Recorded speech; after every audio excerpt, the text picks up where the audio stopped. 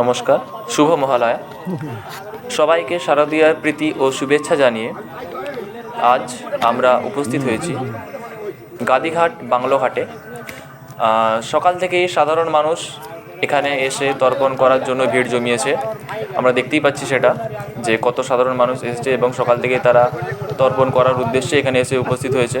অনেক মানুষ এসে উপস্থিত। তর্পণ শব্দটা এসেছে সংস্কৃত তৃপ শব্দ থেকে। এই তর্পণ সাধারণ মানুষরা ঈশ্বর, দেবতা বা কোনো মহারিষি বা তাদের মৃত পূর্বপুরুষদের আত্মার সন্তুষ্টির জন্যই করে থাকে। কিন্তু এর সঙ্গে একটা সচেতন বার্তাও দিয়ে গেছে, কারণ সকালবেলা পুলিশ এসেছিল এখানে এবং তারা সাধারণ মানুষকে জানিয়েছে যে তারা যেন স্রোতে বেশি দূরে না যায়, কারণ নদী কিন্তু এখনও অনেক স্রোত এবং অনেক জল, এখনও নদীতে ভরপুর জল, তাই তারা দূরে যেমন না যায় এই সচেতন বার্তাও তারা জানিয়ে গেছে। নমস্কার।